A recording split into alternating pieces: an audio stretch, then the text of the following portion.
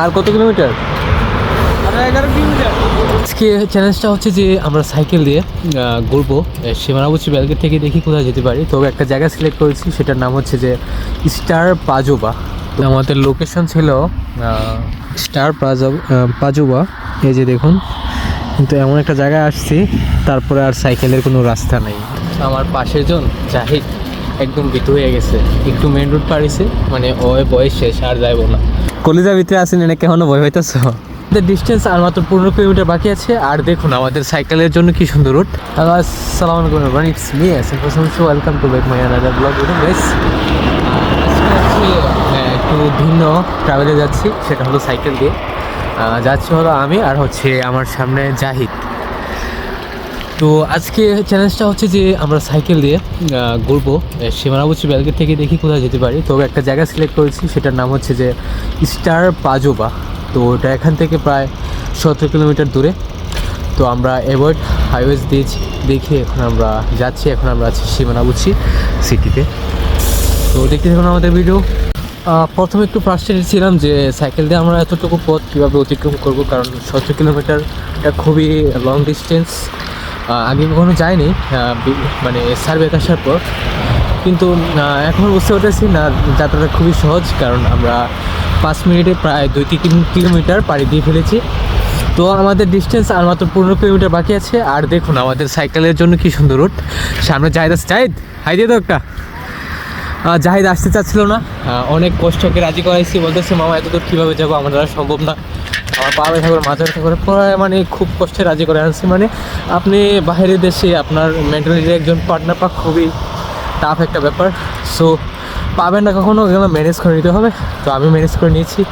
আর এই যে দেখুন আমাদের সাইকেল চালানোর জন্য স্পেশালি এই রুটটা, যেটা বাংলাদেশে মেন রুটের চেয়ে অনেক ভালো। তো দেখুন আমাদের মেন রুট হচ্ছে এদিকে, আর হচ্ছে সাইকেলের রুট হচ্ছে এটা। দেখতে থাকুন ভিডিওটা। তো আজকে আমরা একটা নতুন সিটি আপনাদের সামনে তুলে ধরবো, আশা করি আপনারা উপভোগ করবেন সেই ভিডিওটা। So let's see this video guys.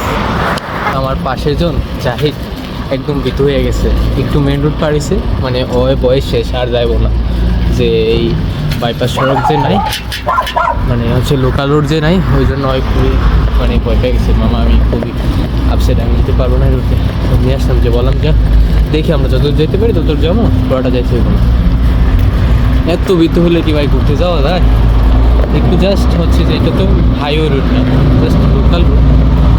আপনাকে তো মানে ফুল তো আর আপনি কোথাও সাইকেলের সড়ক পাবেন না। আর সার্বিয়াতে মেবি সাইকেল চালানোর ফুল রাস্তা নাই, এটা হবে। তো দেখে থাকি, আমাদের প্রায় মেবি আরও 11 কিলোমিটার বাকি আছে এই কাজটা হতে থাকবে। কলিজা আসেনি ভিতরে? কলিজা ভিতরে আসেনি, এনে কেমন ভয় হইতেছ? অনুভূতি কেমন? সেরা সেরা সেরা, ভিতরে কিছু নাই। আর কত কিলোমিটার আছে? হ্যাঁ, আর কত কিলোমিটার? 11 কিলোমিটার। ওরে বাবা, জাস্ট আমরা কত 6 কিলোমিটার পাড়ি দিচ্ছি, আর ও নাকি 11 কিলোমিটার আসছে। দেখি কত দূর বেকারি আসছে। গাইস আমাদের লোকেশন ছিল স্টার পাজোবা, এই যে দেখুন। কিন্তু এমন একটা জায়গায় আসছি, তারপরে আর সাইকেলের কোনো রাস্তা নেই। এই যে এখানে হচ্ছে মেন রাস্তা, আর হচ্ছে গলি। তো আমাদের পক্ষে আর যাওয়া সম্ভব হচ্ছে না, সেই জন্য আমাদেরকে ভিডিওটা এখানে স্থগিত করতে হচ্ছে। যদি এই রাস্তা থাকতো অবশ্যই যাইতাম। সো গাইস আজকের ভিডিও ছিল এই পর্যন্তই। Thanks for watching this video guys, good bye.